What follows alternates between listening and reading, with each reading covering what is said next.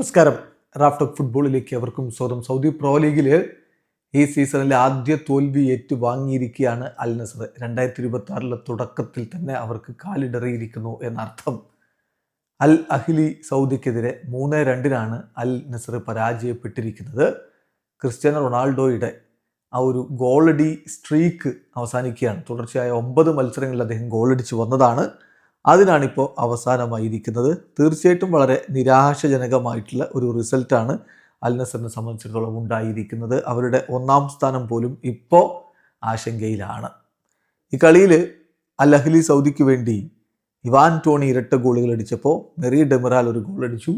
അതേസമയം അൽ നസറിൻ്റെ ഗോളുകൾ 2 ഗോളുകളും അൽ അംറിയുടെ വകയായിരുന്നു. ഈ മത്സരം അൽ അഹ്ലിയുടെ മൈതാനത്താണ് നടന്നത്. കളിയിൽ അൽ നസറിൻ്റെ മുന്നേറ്റങ്ങൾ നയിച്ചുകൊണ്ട് ക്രിസ്ത്യാനോ റൊണാൾഡോയും ജാവോ ഫെലിക്സും വെസ്ലിയും കിങ്സ്ലി കോമനും ഒക്കെ ഒരുമിച്ചാണ് ഇറങ്ങിയത്. എന്നാൽ ഡിഫൻസിൽ അൽ അംറിയും ഇനീഗോ മാർട്ടിനസും സെൻറ്റർ ബാക്കുമാരുടെ റോളിലുണ്ടായിരുന്നു. കളിയിൽ 7ാമത്തെ മിനിറ്റിൽ തന്നെ ഇവാൻ ടോണിയിലൂടെ അൽ അഹ്ലി ലീഡെടുത്ത് കഴിഞ്ഞിരുന്നു. തുടർന്ന് 20ാമത്തെ മിനിറ്റിൽ അദ്ദേഹത്തിൻ്റെ 2ാമത്തെ ഗോളും വന്നതോടെ അൽ നസർ തുടക്കത്തിലെ പിന്നോട്ട് പോകുന്ന സ്ഥിതിവിശേഷമുണ്ടായി.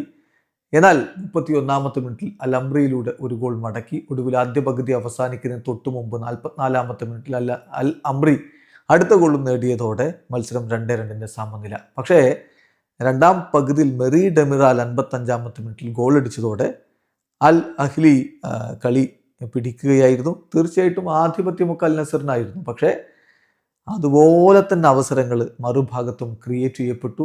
അവർ ഗോൾ അടിക്കുകയും ചെയ്തു. അതാണ് അൽ നസറിനെ സംബന്ധിച്ചിടത്തോളം ഒരു പ്രശ്നം. അത് കൃത്യമായിട്ട് ഓർഗെ ഹീസസ് പറയുകയും ചെയ്തു. ഈ ടീമിന് ഗോൾ അടിക്കാൻ പറ്റുന്നുണ്ട്, അതുപോലെ തന്നെ ഗോൾ കൺസിഡർ ചെയ്യപ്പെടുന്നു എന്നുള്ളതിലാണ് ആശങ്ക എന്ന് അദ്ദേഹം പറയുന്നു. ഏതായാലും മത്സരം 3-2 പരാജയപ്പെടുമ്പോൾ കോച്ച് പറയുന്നത് ഇപ്പോൾ സൗദി പ്രോ ലീഗ് ഒന്നുകൂടി ഇൻട്രസ്റ്റിംഗ് ആയി മാറിയിട്ടുണ്ട്. 3 ടീമുകളെങ്കിലും കിരീടത്തിനായിട്ടുള്ള പോരാട്ടം തുടരുകയാണ്. വരും മത്സരങ്ങളിൽ തങ്ങൾ കൂടുതൽ മികച്ച രൂപത്തിൽ പ്രിപ്പയർ ചെയ്ത് ഇറങ്ങുമെന്നാണ് ഓർഗെ ഹീസസിൻ്റെ വാക്കുകൾ. ഏതായാലും 12 കളി 31 പോയിന്റ്. അൽ നസർ തന്നെയാണ് 1ാമത്. ഇന്ന് അൽ ഹിലാലിന് ദമാക്കുമായിട്ട് കളിയുണ്ട്.